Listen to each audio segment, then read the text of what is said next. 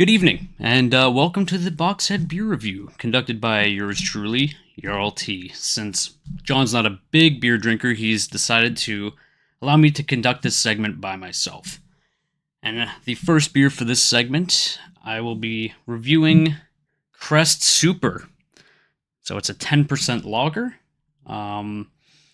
And it's brewed abroad. You can tell when a beer is brewed abroad by the concentration, so you don't have to look at the tiny labels on the bottom. If a beer is brewed abroad, it will contain 500 milliliters, and every beer brewed in Canada is 473 milliliters.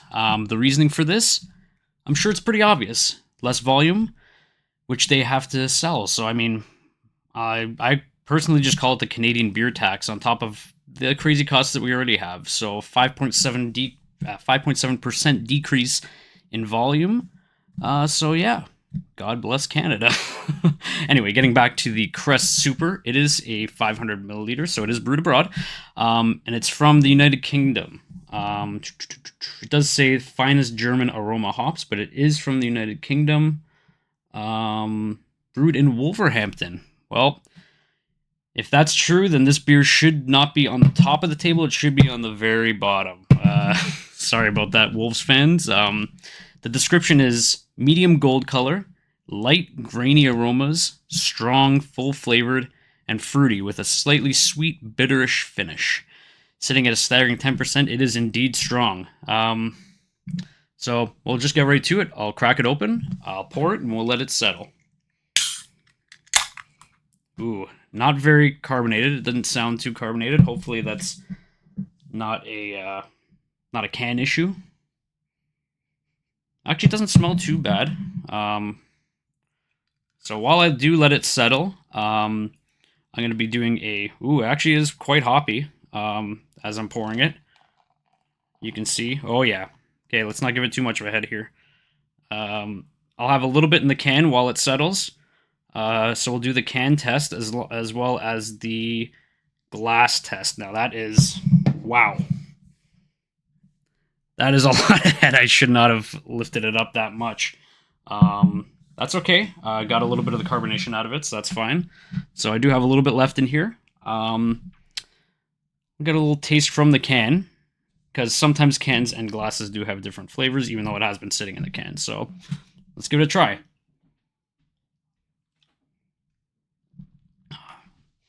Now, Wolverhampton, bottom table. Whew. Well, just as I thought, this is a beer you're probably most likely to find at a drinking and driving crime scene. It tastes exactly like they're going to lower the speed limit in my local community. Just from having one sip of that, I feel like the 80-kilometer-an-hour zone has now turned into a 70. Wow, that is it is a little bit fruity. It's actually not as bad as I thought out of the can. It is, yeah, they are right. It's a little fruity, a little hoppy.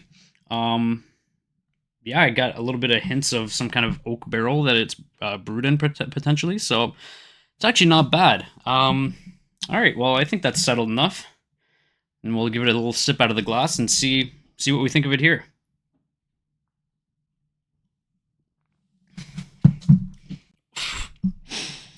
Wow, yeah. Okay, I wasn't expecting it to be worse, but here we are. It's definitely a beer you drink pretty much just to get drunk. It's pretty heavy. I can taste the alcohol in it. If you enjoy the flavor of this, I mean, good on you, but wow, it's not that good. It's not terrible, though. I've had worse beer. I've probably had, if you live in Canada, maybe Maximum Ice is probably much worse than this. But yeah, I'll fast forward the rest of this video because I need to drink the full beer and give it a proper review. Alright, so my brother actually just came by. He had a sip as well, and he also said he wouldn't buy it himself. He wouldn't really recommend it either.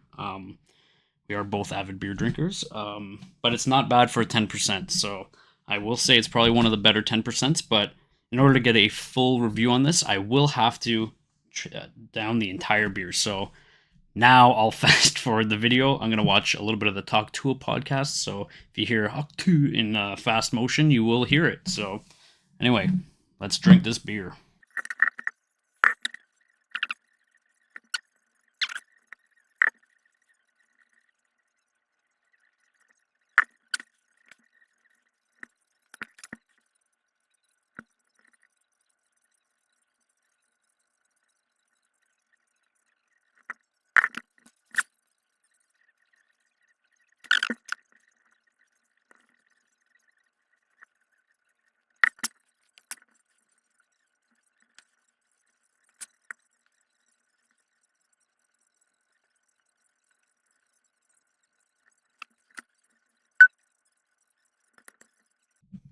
All right, so the video I was just watching is done.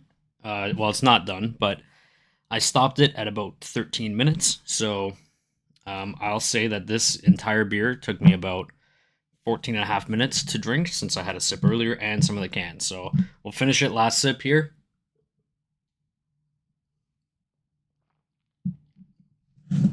Oh, damn.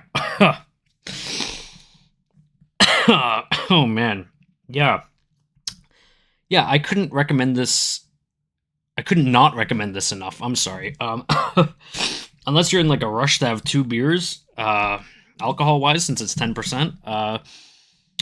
But like, I mean, why would you do that? Oh man, ugh, it's so bad. I'd rather just have some like shots of something else. Yeah, it is actually one of the rare beers that actually gets worse the more you drink it. I don't know if it's because of the lack of carbonation at the end, or just because it tastes like almost like the same percentage as like a rum and coke, like a double rum and coke. So like you could just have a double rum and coke and get hammered if you're like looking to get hammered. But if you're looking to have like a smoother beer, like definitely this is not one that you can just casually sip on. Oh, chuggability. Chuggability probably like a 2 out of 10. 2 out of 10 for chuggability. Drinkability maybe 4 out of 10. Flavor. First couple sips they were good, so I'd give the flavor maybe I don't know, maybe like a 3 out of 10 as well. 3.5 out of 10.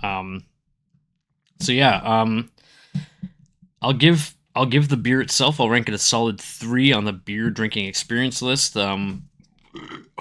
Excuse me. Now I know someone who loves this beer is probably going to say you need to have it on a rainy day in Stoke to fully appreciate it, if you can do that. And to that I say, this tastes like a rainy day in Stoke. It's harsh, it's unenjoyable, and not a lot of people would be able to finish this beer, honestly. But yeah. Anyway, that's it for this one. So 3 out of 10 or 3.5 out of 10. So it's very unenjoyable. Towards the end of it, it's less enjoyable than the beginning. The first couple sips, I was like, this isn't bad. But then as you sip more and more of it, you can really taste the alcohol in it. And that's not exactly what I like to have in a beer drinking experience. So I think these Pit Vipers are probably what you'd be wearing if you're drinking that. And most likely you'd be getting behind a wheel after you drink that because you're a degenerate. Yeah, I can't recommend it. I cannot recommend it. No.